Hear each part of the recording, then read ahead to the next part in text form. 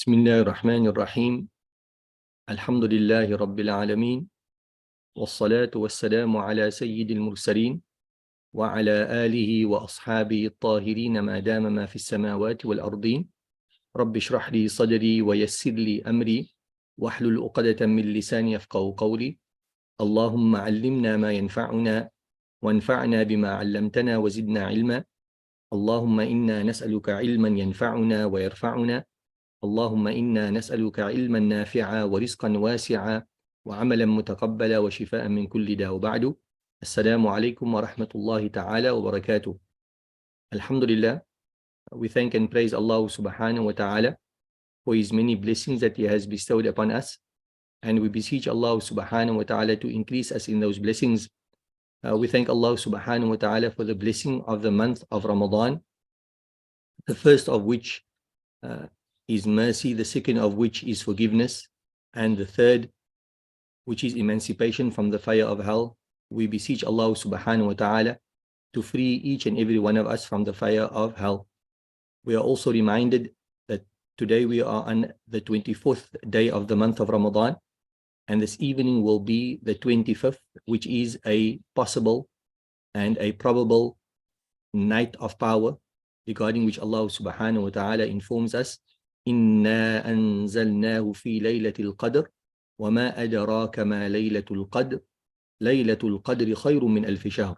Allah subhanahu wa ta'ala reminds us, and he says to us that indeed we have revealed the book. Indeed we have revealed the book. We have revealed it. And the understanding therefrom is that none other than Allah subhanahu wa ta'ala had revealed it.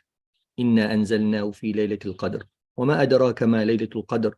What would cause you to understand, what would make you understand, مَا يُعَرِّفُكَ, what would define for you the enormity of this particular evening? It is very difficult to define what is contained within this night. But as if Allah subhanahu wa ta'ala is saying to us, let me attempt to give you an idea of what is contained within this night. And then he says, Laylatul Qadri khayru min alfi shahr. That the worship that you do on this particular night, it is greater in terms of reward, it is greater in terms of virtue and excellence than worship that you would perform in 1,000 nights. So may Allah subhanahu wa ta'ala enable us to be able to live in this night and get the best of this night bi'idhnillah subhanahu wa ta'ala. Without further ado, in today's session bi'idhnillah subhanahu wa ta'ala, we're going to be discussing the recipients of zakah. There were quite a few questions on different aspects of zakah. Many questions were related to the recipients of zakah. So we looked last week at a basic definition. We looked at the wisdom behind the legislation of zakah. Why zakah? Why should we pay zakah? And the answer given there was to redistribute and to create a more equitable distribution of income and wealth. Allah subhanahu wa ta'ala has endowed you and me with some degree of wealth. When we discharge of our zakah, when we pay our zakah, what does it do? It redistributes that wealth which Allah subhanahu wa ta'ala has given us, and we create somewhat of an equitable balance in terms of the distribution of wealth and income. So we looked at the definition of zakah, we looked at the purpose behind zakah, the objective of zakah. Then we also looked at certain types of wealth that are subject to zakah, and then other types of wealth that are not subject to zakah, to a certain degree of detail, alhamdulillah. Today we're going to start off by looking at the recipients of zakah. Who are the recipients of zakah? Now, so the Quran has earmarked basically 8 categories of persons that are eligible for zakah. And that is contained within a single verse of the Holy Quran. And that single verse reads, إِنَّمَا الصَّدَقَاتُ لِلْفُقَرَاءِ وَالْمَسَاكِينِ وَالْعَامِلِينَ عَلَيْهَا وَالْمُؤَلَّفَةِ قُلُوبُهُمْ وَفِي الرِّقَابِ وَالْغَارِمِينَ وَفِي سَبِيلِ اللَّهِ وَابْنِ السَّبِيلِ فَرِيضَةً مِّنَ اللَّهِ وَاللَّهُ عَلِيمٌ حَكِيمٌ. So we're going to look at those 8 categories. And the reason why it's important to understand these categories is that zakah, from a certain perspective, is a special purpose vehicle. Zakah has been legislated. It's 2.5%. It's not going to be more, it's not going to be less. It is applied to certain types of wealth. For example, you have a business. You need to look at the cash that you have in your bank account. You need to look at the stock that you are carrying, tally up the figures, and pay 2.5% of that. When you get that 2.5%, what do you do? What do you do? You need to post that. Just give me 1 second, min fadlik.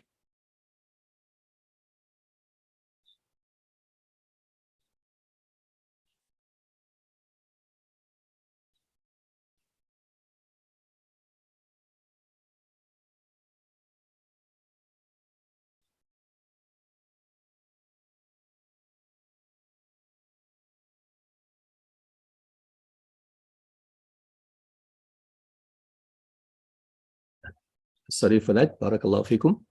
Assalamu alaikum wa rahmatullahi wa barakatuh. So we were speaking about zakah being a special purpose vehicle, and that special purpose vehicle caters for the needs of 8 categories of persons. So you pay your zakah 2.5%, that is redistributed to 8 categories of persons. And Allah subhanahu wa ta'ala lists them. Interestingly, I recall reading in terms of the verse, إِنَّمَا الصَّدَقَاتُ لِلْفُقَرَاءِ. So when Allah subhanahu wa ta'ala mentions the first 3 categories, He uses the word li, and li refers to ownership. Li refers to ownership. إِنَّمَا الصَّدَقَاتُ. Indeed, sadaqat, and here the word sadaqah is used as a synonym for zakah. So إِنَّمَا الزَّكَوَاتِ إِنَّمَا الزَّكَاةِ. For whom is it? Lil fuqara. The word li means ownership. So in the first 3 categories, we notice that Allah subhanahu wa ta'ala says, indeed, the zakah is lil fuqara wal masakin. It is for, in other words, it belongs to the poor, it belongs to the indigent. Wala amilina alayha. And it accrues to those who work in zakah. That's an interesting, just anecdotal point to note, and Allah subhanahu wa ta'ala knows best. So the first category would be the category of the faqir. Who does a faqir refer to? A faqir would refer to a person that has less than half of what he requires in order to fulfill his needs. For example, you have a person, Muhammed, by way of example, and he earns 3,500 rands. His monthly expenses are or is 10,000 rands. So he's earning 3,500 rand is less than half of what he requires in order to fulfill his needs, and Allah subhanahu wa ta'ala knows best. Such a person would fit the description of a faqir, and Allah subhanahu wa ta'ala knows best. Now, the next category that we deal with would be the miskin. But before we get to the miskin, let's basically look at the scope of a person's need. If, for example, Zaid or Muhammad, I mentioned an example, I earn 3,500 rand, so I have a shortfall of 6,500 rand. Now, many times people ask, so if I give a person zakah, then what can the person utilize that zakah for? So the answer, which is very clear, which our scholars give, is that the poor person, here referring to the faqir, he may use that zakah money for his basic needs, and his basic needs would be food, it would be clothing, and it would be shelter. Those are the 3 basic needs. And then any other necessary item in light of the condition of the recipient and also his dependents. Here we also broach on a very important issue. Many times we would visit a poor person, and a poor person in terms of being faqir is defined as a person who earns less than half of what he requires. But when we come to the poor person's house, we find that this person has a house. So we come into the house and we ask him, who does this house belong to? He said, look, the house belongs to me. The fact that he owns a house, so house is wealth, does that disqualify him from zakah? Can't he accept zakah? If he has the basics in his house in terms of, he's got in his lounge, he's got a lounge suite, in his dining room, he has a dining room table, and he has the basic furniture, the household furniture that is required, does that disqualify a person from zakah? Our scholars are very clear that the following does not affect the faqir status of a person. if he owns a house. So in other words, if he owns a house, we're not going to tell him, look, you own a house, you can sell the house and then you can live off from the money that you made on the house. No, if you really think about it, that's only going to further impoverish him, because currently he doesn't have an income. He has wealth in the form of a home. If he sells that home, so he generates income from that particular home, at the end of the day, a year down the line, 2 years down the line, and he may be renting, what happens now is that that income comes to an end, and his wealth that was the house also comes to an end. So he's actually in a worse position that he was before, and Allah subhanahu wa ta'ala knows best. You meet a poor person, and this poor person, it's important for us to understand poverty from an Islamic perspective. From an Islamic perspective, being poor is not a shame. It's not a blameworthy trait. No, it's an accidental reality of a person's life. He just doesn't have income. He just doesn't have wealth. It's got nothing to do with the culturedness of a person, or even the sophistication of a person. Within an Islamic paradigm, you can find the poorest of people are the most cultured and most sophisticated, Islamically cultured and Islamically sophisticated. So the fact that a person is poor doesn't necessarily mean that he's uncultured and unsophisticated. So what happens is we find a poor person, but he's a very cultured and very sophisticated person. And he has clothing, and he's wearing clothing that's according to his station. Does that disqualify him? We're saying no. That if you find a poor person, in other words, he doesn't have wealth, he doesn't have income, and he dresses in a particular smart manner, the fact that he's dressing in a smart manner doesn't disqualify him from zakah, and Allah subhanahu wa ta'ala knows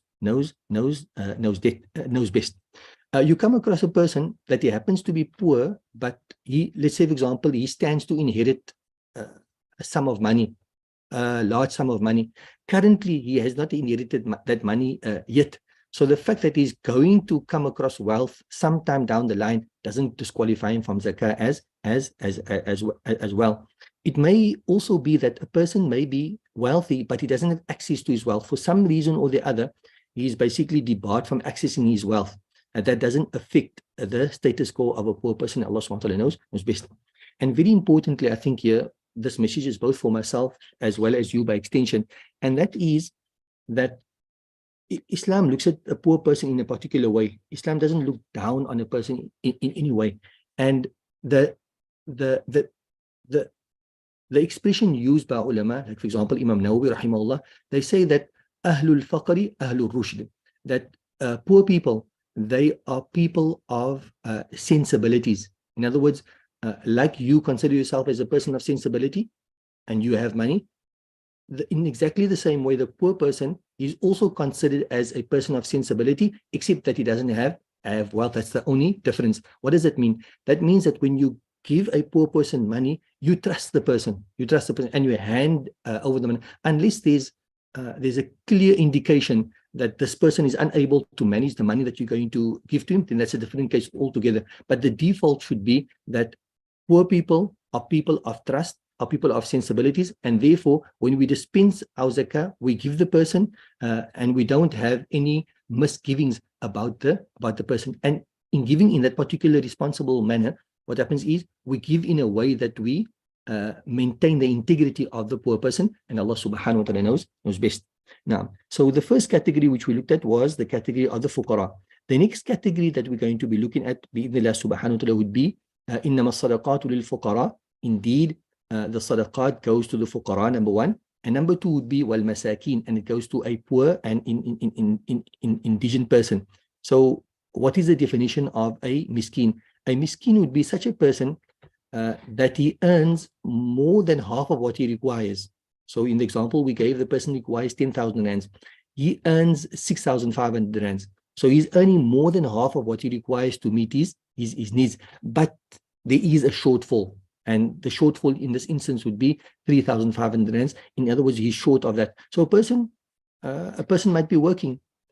We come across a person and you want to give the person zakah, or the person approaches you and he says, look, I'm in need of zakah. You ask the person, but don't you work? The person says, yes, I work, but what I earn is not enough for me to cover my needs. So in that particular instance, he's not going to be a faqir, but he's going to be a miskin. And a miskin as well qualifies as a recipient for zakah, and Allah subhanahu wa ta'ala knows best. Now, So the third category we now look to would be إنما الصدقات للفقراء والمساكين والعاملين. The third category that own, they own that share. Just a note on the fact that the faqir owns the share.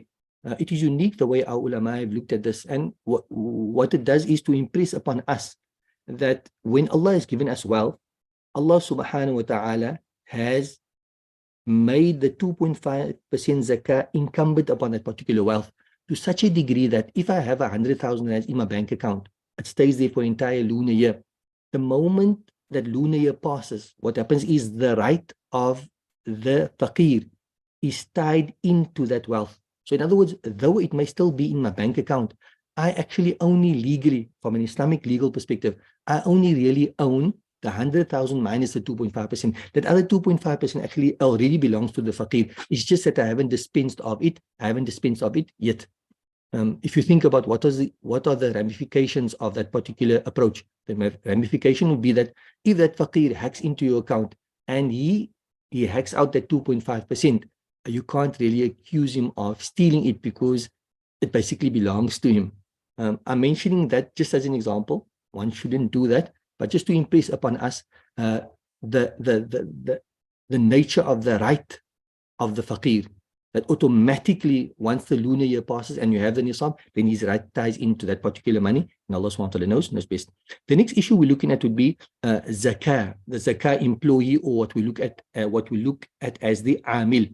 So of the zakah monies that are collected, a portion of that is allocated to the zakah worker. It's allocated to the zakah worker. Now, who does this include? Who does this include? We have organizations, for example, like SANZF here in South Africa, the South African National Zakah Fund. So what they do is they basically collect zakah and they distribute the zakah. So they will be referred to as an amil. They will be referred to as an amil.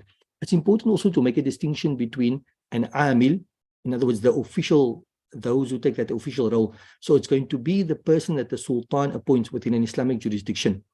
In the absence of the Sultan, we find that the Ahlul Hilli wal Aqd, the ulama, and the ulama endorse a given body or given entity, and they collecting zakah. So the zakah collector is from an Islamic perspective, it's something which must be done officially. Not everybody can set themselves up as a zakah collector and basically access this portion which is reserved for the amil. Now there's certain requirements before one can be considered as an amil, and Allah subhanahu wa ta'ala knows best. If you think of I wouldn't say a wacky example, but if you think of the fact that I have a bank account, I have 100,000 in the bank account, I'm taking out the 2.5%, so I'm going to distribute it to the poor. Let's say I have 1 million or 100 million, and I'm going to distribute it to the poor. What happens is that now distributing it entails a cost. Can I factor that cost into my zakah? When I, as the owner, when I'm distributing my own zakah, then automatically the portion of the amil, it actually falls away. So then it would mean that I'm basically carrying the cost. When I'm distributing my zakah on my own, then I carry the cost of that particular distribution. And the same would apply if a person gives it to an organization which distributes zakah, and they may legitimately be doing so, but they're not the official distribution body, then too, they are not entitled to that particular portion which is reserved for the amil, and Allah subhanahu wa ta'ala knows best. So who's included in the amil? Who's included in the amil? The zakah collector, the person collecting the zakah, and also the scribe, the distributor, the accountant, as well as the gatherer. On the forum, a person asked me a very interesting question. I don't have a definitive answer to it as yet, but I think it's a good platform for us to discuss the question. The person wants to know that the recipients, those who are going to receive zakah, we need to bring them to a collection point. Now, bringing them to the collection point, it entails a certain cost, a transport cost. That transport cost, who's responsible for the transport cost? Can we take it from the zakah monies and pay for the transport? So I have to give 100,000 rand zakah. So I minus the cost from there. Can one do that? When I looked at the classical fiqh books, what you find is you have what they refer to as the hashir, the gatherer, and that's where the point comes in here. The gatherer, this person is responsible for gathering two types of people. He's going to gather those that need to pay the zakah. So in other words, he has a certain point, and everybody's going to come to that point, and they're going to hand over the zakat to the person. So that's part of the gatherer's job. Then also he's going to gather the recipients together in order that they may receive the zakah. So the gatherer, he's going to be paid from the zakah money. So there's no question about that. The complication comes in that in the instance that I'm being asked about is that you have the owner, and the owner is distributing his own zakah. So in terms of my understanding, I would tentatively say that at this point in time, that particular expenses, it would be an act of gratuity for the owner to pay for the transport. But at this point in time, I would advise against taking that money from the zakah monies, but rather to use some charity to sadaqah, some lillah, to pay for the transport in order to bring those poor persons in order that they may receive the zakah, and Allah subhanahu wa ta'ala knows best. The next group of persons mentioned, would be those whose hearts are to be reconciled. Al-mu'allafatu qulubuhum, those whose hearts that need to be reconciled. So this covers a number of different people. The scholars differ in this particular regard, but the majority have referred to them as being Muslims. Look, there's a recipient of zakat, they must be Muslims. But what happens now is you find a person that they've accepted Islam, but they resolve in terms of the Islam. They are Muslim, but the resolve is a weak resolve. So in order to strengthen that particular resolve, it is in light of that, Allah subhanahu wa ta'ala had made al-mu'allafatu qulubuhum, this category of people, that they qualify for zakah, and Allah subhanahu wa ta'ala knows best. Now, the next would be a person of standing in the community that has accepted Islam. So giving him will affect the perception of those associated with him about Islam. So a person accepts Islam, and then he's a person of very good standing. So if we support this person financially, even if it's in the form of zakah, then this will endear zakah to others around him as well. And Allah subhanahu wa ta'ala knows best. Now, the next issue, which is not a relevant issue, so I'm just going to mention it. It refers to a mukatab slave. إنما الصدقات للفقراء والمساكين وفي الرقاب وفي الرقاب. Allah talks about riqab. Riqab refers to the neck. But in Arabic, you find that we use a part of the body to indicate to the balance of the body. So neck basically means the entire body. In other words, here's a person, he's entered into a manumission arrangement with his master. His master has told him, if you pay me an X amount of money, then I will set you free. So the slave is now working, he's trading, he's buying and selling, and paying that cost for himself, in other words, to free himself. In this particular regard, this person, he can accept zakat as well, and Allah subhanahu wa ta'ala knows best. The next category, which should be the sixth category, and hereafter there remains two categories. We're going to read through it quickly bi-idhnillah subhanahu wa ta'ala. The sixth category refers to a debtor. Now, the legal conscience of a person is preoccupied in one of three ways. Okay, we don't need to go into the detail there bi-idhnillah subhanahu wa ta'ala. How is it a person borrowed some money and he's unable to pay the money back? So now that obligation to repay that money is basically sitting in his seat of responsibility. He has an obligation to repay it. So that's one form of debt. A person purchased something. I purchased a groceries, but I purchased it on credit. So now I owe that money. How did that liability come about? It came about due to the purchase of goods. And the third thing would be a person has a certain type of debt, and that is because of a willful transgression against another. I took my car and I drove into somebody, and now I have to pay a penalty. A penalty. Now, so in that last particular category, it's very important to note that I do have a debt. So if I have a debt because of I borrowed monies from somebody, I'm unable to pay the person back. Can I take zakah in order to pay it? Yes, I may, no problem at all. The second category, I bought something on credit, I'm unable to honor the credit payment. Can I take? Yes, I can. The third category, when a person makes a debt, but the debt was due to his negligence, it could be due to his ta'addi, his transgression.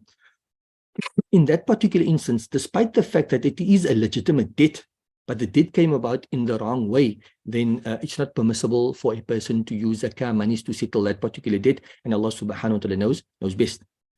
I also received, I don't think it was on this particular forum, but I received a question about in the following manner.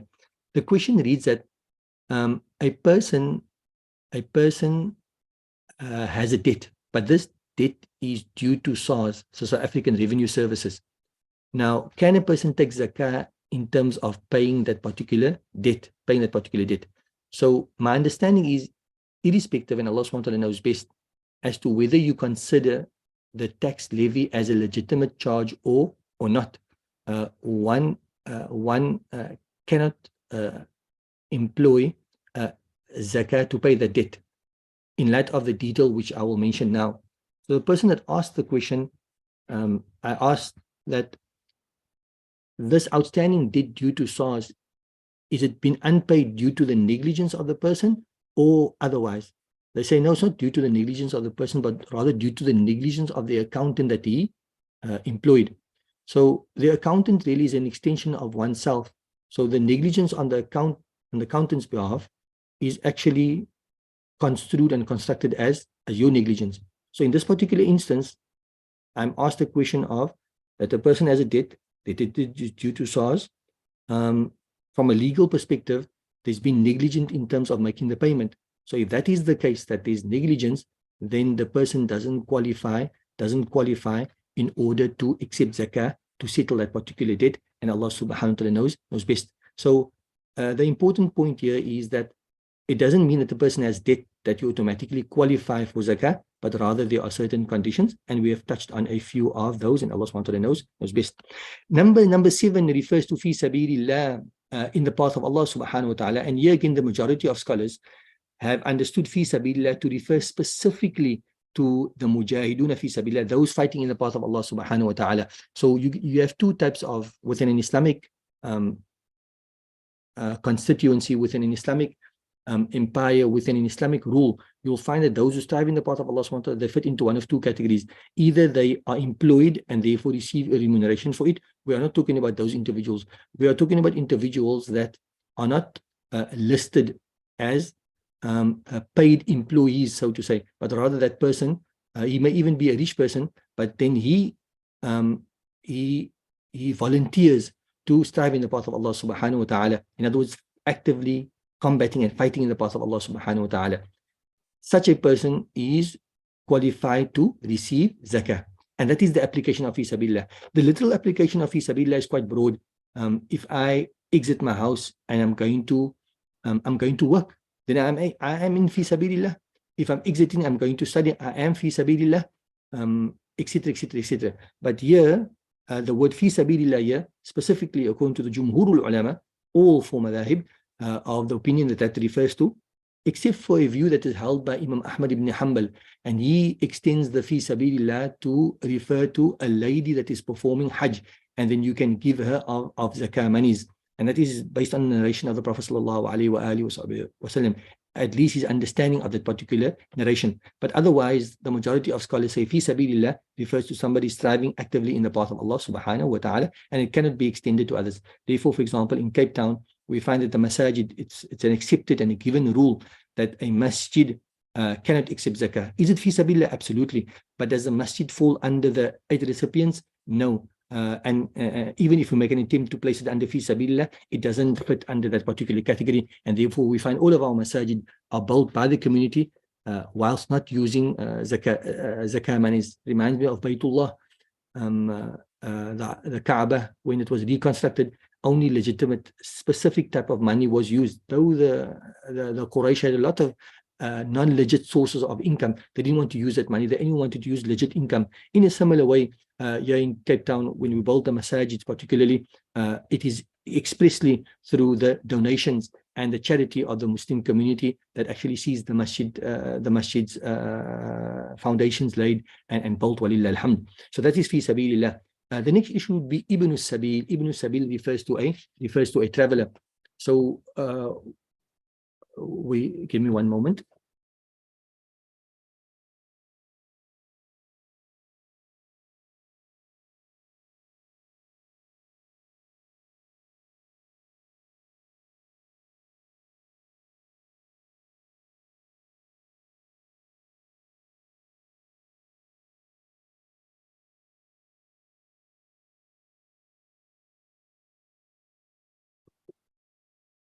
Barakallahu fikum. Assalamu alaikum wa rahmatullahi wa barakatuh. So the last category of persons that we're going to be dealing with would be the category of Ibn Sabil, the traveler. Now, so a person traveling, you go to the masjid and you find a person is traveling and he doesn't have enough means to get him back to his home. Can you take off your zakah monies to give to him? Absolutely. You come across another person and this person isn't traveling, he's not a traveler as such. He's actually resident, but he intends to travel within 3 days, but he requires some monies for that. Can you give him of your zakah monies in order for him to travel? Our ulama say absolutely, you can give him of your zakah monies in order for him to travel. Here's again another relevant issue when it comes to Ibn Sabil, a traveler or person intending to travel.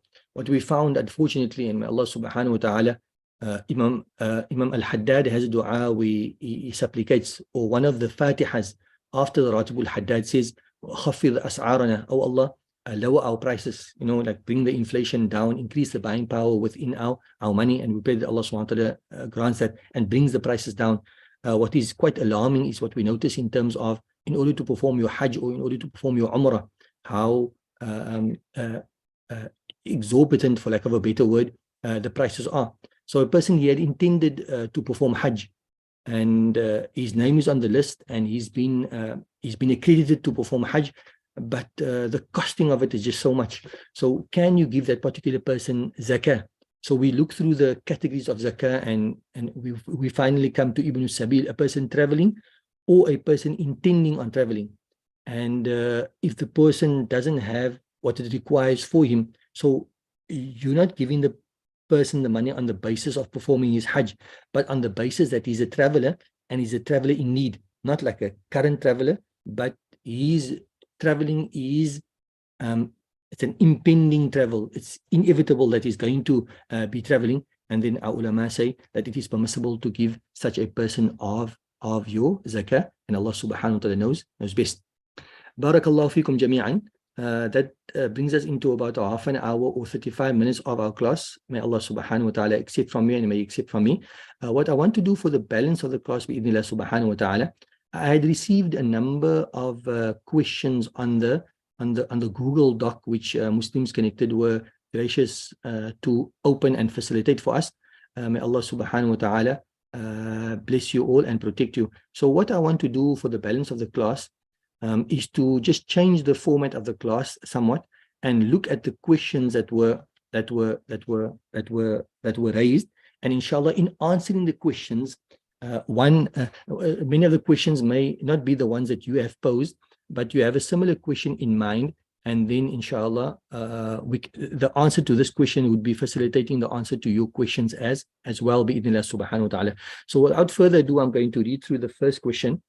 The first question says, I have a printing business.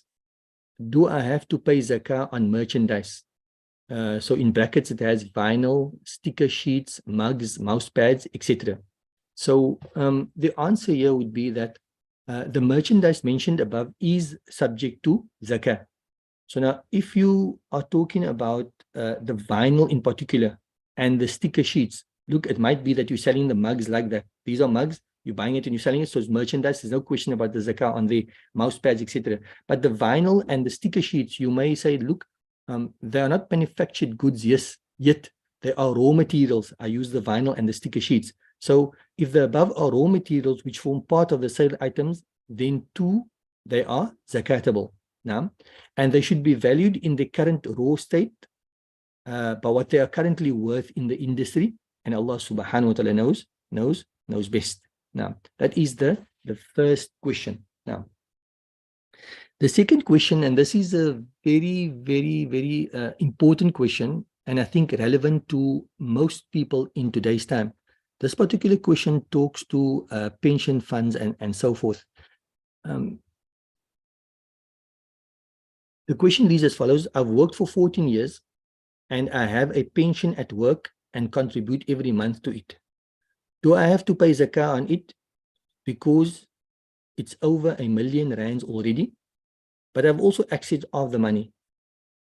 If I need to pay zakah, how do I calculate the zakah? Do I pay every month? Now, so in relation to pension funds, Um, I've uh, I've researched the issue before, many moons ago, and when the question was raised to me again in the course of the week, I once again revisited this particular issue in terms of the pension funds. It is clear that the scholars differ greatly when it comes to the construct of a pension fund, how they construe of as a pension fund. And depending on how they construe of the pension fund, that is the consequent ruling that they give to the pension fund. I think this also helps you and me because, you might ask one scholar, look, must I pay my zakah on the pension fund? He says, yes. How do I pay it? He gives you the manner of how you go about paying it. Then you approach another scholar and you ask, do I have to pay zakah on my pension fund? They say, no. Or they would say, yes, but they would prescribe a different way for you to pay the zakah. So this difference of opinion, where does it come from? It's not willy-nilly that, one scholar just decides to have a different opinion from the other scholar. It is based on the appreciation of a pension fund as a whole. And then within the pension fund genre, what you find, you find different types of pension funds, and scholars treat the different pension funds differently. So I'm not discussing the ruling yet. I'm just giving you an appreciation of how and why scholars differ. So, for example, you have in the UK, for example, they have what they refer to as a defined contribution pension fund, where you make a contribution every month. Then what happens to your contribution? Your contribution gets put into an investment, and that particular investment grows. So certain scholars say, look, that you have to pay zakah on that, the defined contribution. But then they also have a defined benefit fund where the pension fund is designed in such a way that at the end of the day, when you draw your pension, there's a fixed stipulated amount that you're going to be receiving on a monthly basis, by way of example. So then when they look at that, then they say, look, there's no zakah on the defined benefit fund. Why? Because they construe that as a deferred salary, which you only get when you access your pension, and therefore it is like a gift which somebody is giving you at that point in time, and therefore you don't have to pay zakah on that particular pension fund at this point in time, and Allah subhanahu wa ta'ala knows best. So the pension funds, you can look at it from different perspectives, and Allah subhanahu wa ta'ala knows best.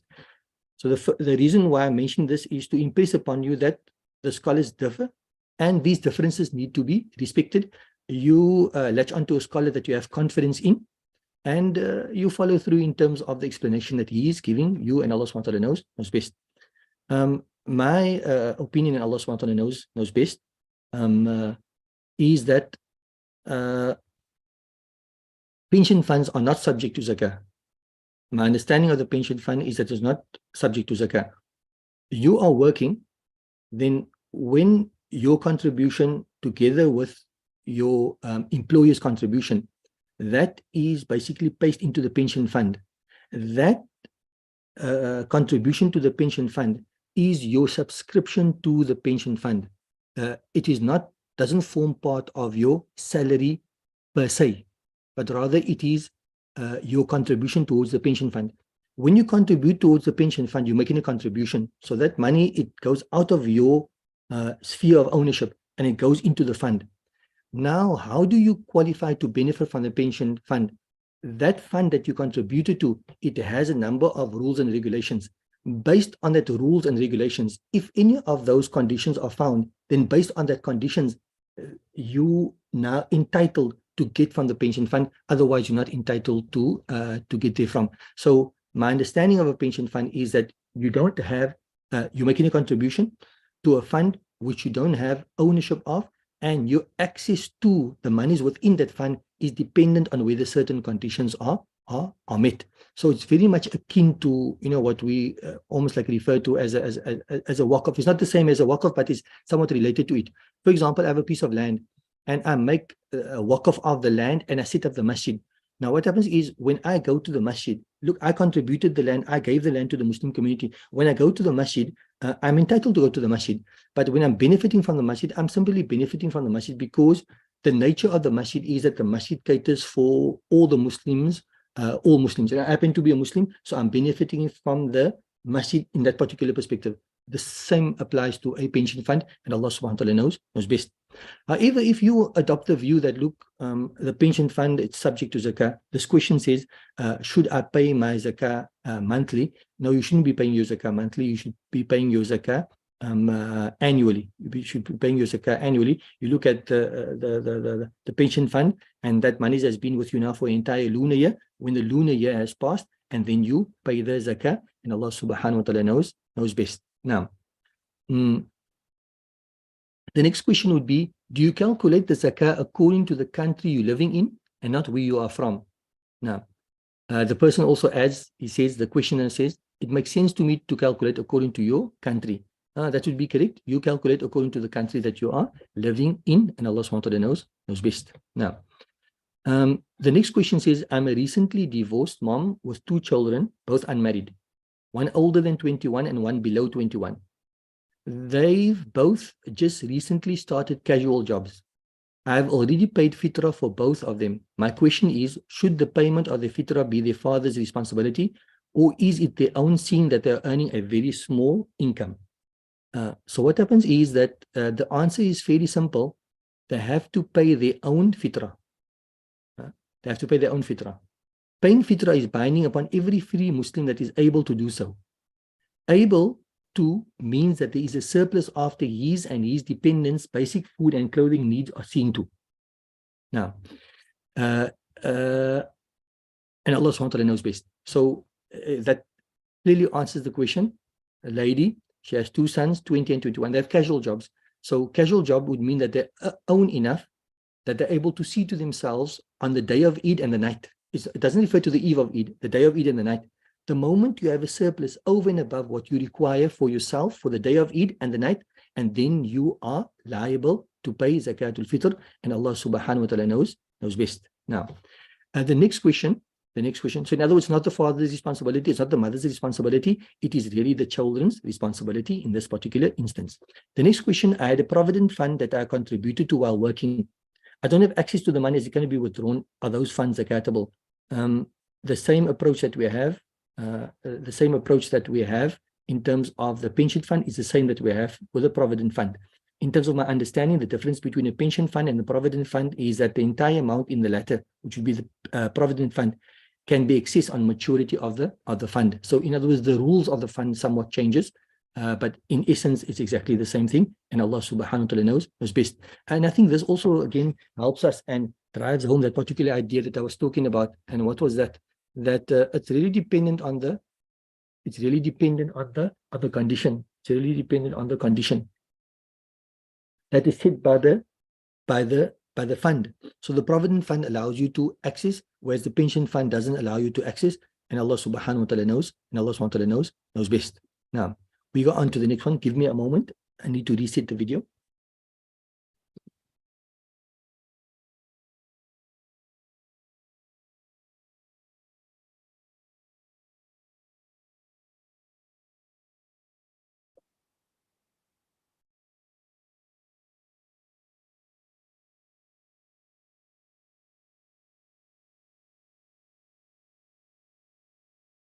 Barakallahu fikum.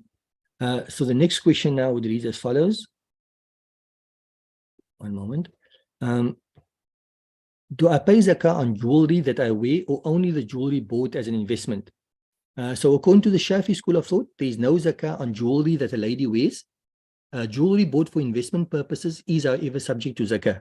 Now, the zakah will only be paid once the nisab is met in terms of weight, and to the best of my understanding, given in terms of the weight, and Allah subhanahu wa ta'ala knows best. Values can be made and given in terms of value, but the jewelry that you have for investment, if it's gold, it needs to be more than 84.8 grams, and if it is silver, then 594 grams, and Allah subhanahu wa ta'ala knows best. Next question, if you misplaced or lost your wedding ring in the house and not sure if it's gone or if you have it, should you still pay zakah? The answer to that would be zakah is, number one would be that zakah is not compulsory upon the jewelry. That's number one, if it's for personal purpose according to the Shafi madhab. And number two is, if it was for investment purposes, but you lost it, you don't know where it is, then zakah is not binding upon lost wealth, and Allah subhanahu wa ta'ala knows best. Now, another question, this is quite an interesting question. Our three daughters, interesting in a sense that in answering the question, it gives us an appreciation and understanding of how zakah works, inshallah, bi'idhnillah subhanahu wa ta'ala. So our 3 daughters were gifted 100,000 each from the grandparents. At the time, only the eldest was mukallaf. The other 2 became mukallaf in 2022. The monies were invested in separate accounts for each of them. The accounts were 5-year Islamic term deposits with Absa Bank. Is zakah payable given that it is a gift? So the simple answer to this particular question is that, so your daughters received 100,000 rands as a gift. 100,000 rands according to the silver standard as well as the gold standard is zakatable. So they have the nisab. If they keep it for a year, do they have to pay zakah? So the first objection is that they're not mukallaf. From the Shafi perspective, that is inconsequential whether they're mukallaf or not, because the haqq of zakah, it doesn't relate to the person, it relates to the wealth. So 2.5% needs to be dispensed of, and Allah SWT knows best. The next issue or objection would be, look, they received it as a gift, they did not earn it. When you receive something as a gift, you receive the money either way, whether you receive it as a gift or whether it was income, whatever the case may be, it is still subject to zakah. The only instance where gifting plays a role would be in terms of merchandise. Somebody gives you some goods that are normally bought and sold, gives you a number of cell phones. So what happens is, and you have a cell phone business, do you have to pay zakah on those cell phones which were gifted to you, even though you're going to sell it at a later stage? No, you don't have to. Why? Because you didn't get it in a commutative transaction. There wasn't a mu'awada. You didn't pay for it. You got it for free. So it doesn't become merchandise. So that rule only applies in relation to merchandise. And Allah knows best. It doesn't apply to any other form of gifts. Interestingly enough, when I asked one of our teachers, rahimahullah, I passed on now on our taha, in terms of what if a person gifts you shares? So, shares sort of like represent merchandise. So you got the shares, but you didn't pay for the shares. You got it as a gift. And this is it's merchandise. He was of the opinion, Allah SWT knows best, even if you receive shares as a gift, it is still subject to zakah, and Allah SWT knows best. My understanding of that would probably be because when you're receiving the shares as a gift, automatically your intention when you keep the shares is that it's still in the business flux, it's still in that business sphere, and therefore subject to zakah. So your intention is to trade with it, despite the fact that you received it as a gift. That's the default. Those are the reasons which comes to mind, and Allah SWT knows best. Okay, the next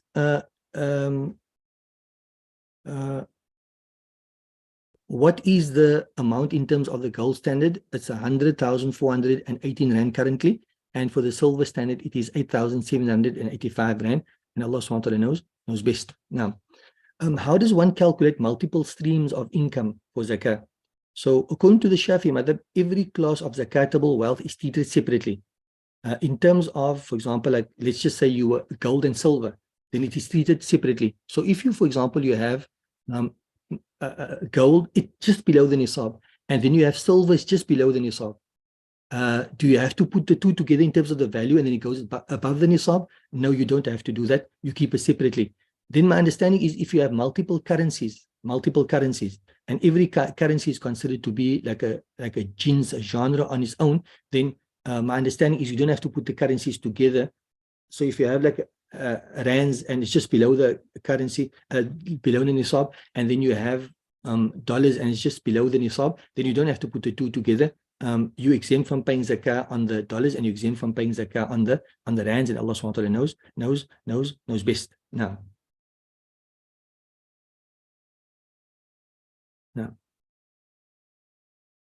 the next question reads as follows. Does zakah on dividends from shares need to be paid on spot when received, or do these amounts merely form part of a cash amount like any other income, and at a lunar year zakah is determined on it? Now, so the simple answer to this particular question would be zakah is not paid on receipt. You don't pay zakah when you simply get something, because remember, the condition of zakah is that you must meet the nisab, and number two is you must look at the lunar year. So when you're getting dividends from a share, what are the dividends? The dividends is really the profit of the business, and so if the profit is actually connected to your actual shares. So at the end of the year, you look at the dividends which you receive from the share, and you look at the shares, and you put those two together, you work out the 2.5%, and then you pay zakah like that, and Allah subhanahu wa ta'ala knows best. Now, the next question reads as follows. The zakah payable on a business stock, must it be stock that you have for a year, or what if you just purchased it? Is zakah payable on? This is a very important question. So the person is saying that, look, I have stock in my shop. Must I pay zakah on the stock that I've kept for an entire lunar year only, or must I pay zakah on all of the stock? So the simple answer is that you must pay zakah on all of the stock. And what's the reasoning between this? In this, when it comes to merchandise, then the zakah relates to the value of what you have.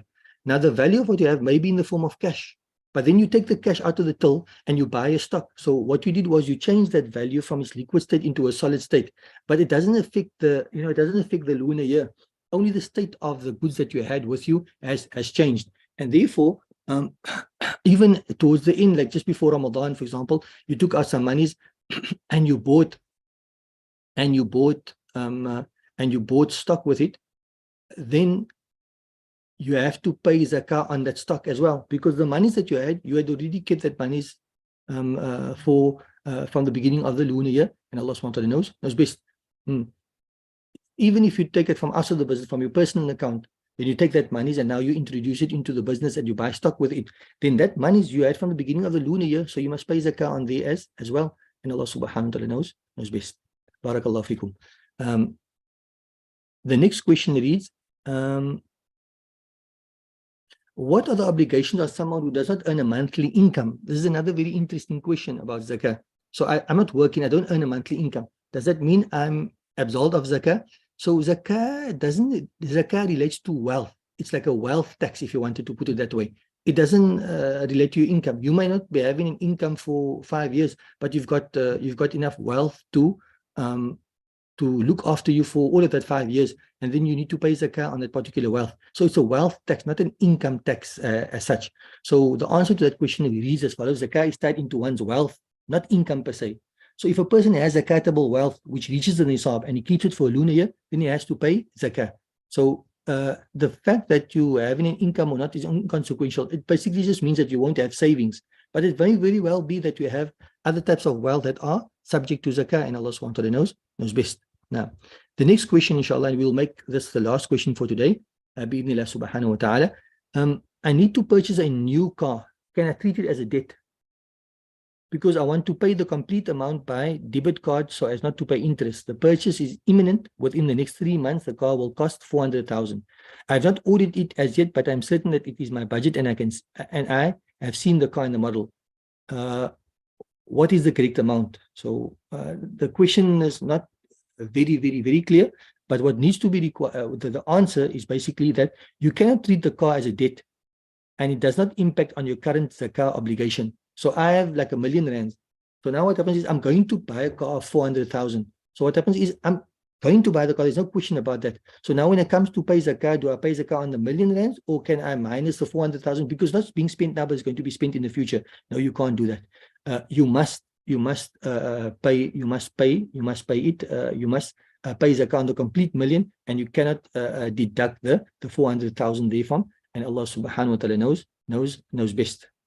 There are many. The one question I feel that is important for me to sort of like just answer also would be that last week, and I did some research on this particular issue, they were asking about the REITs in terms of a person has shares in a real estate like investment trust. Does one have to pay zakah on that? So the answer is a very, fairly simple answer. But it's just that I needed to wrap my head around how this REIT is, how does it actually work? So what happens is this is basically a property investment where the companies buy to let. So you invest in the company is going to take your money, they're going to buy a property and they're going to let the property. What do you get a share of? You get a share of the rental income. So zakah is not binding upon those shares. At the end of the year, you don't have to work out the value of your shares and then pay zakah on there, because it's into a property, and property is not subject to zakah. If you're not buying and selling property, you're only renting it. So it's a tool of trade and therefore not subject to zakah. And Allah subhanahu wa ta'ala knows best. Barakallahu fikum jami'an.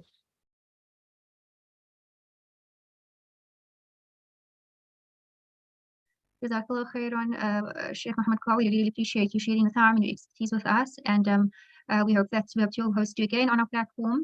And we wish you all the best for the rest of Ramadan and your Eid as well. Ameen Ya Rabbil Alameen. If you can make a short dua for us, and then we will end off. Jazakumullahu khairan.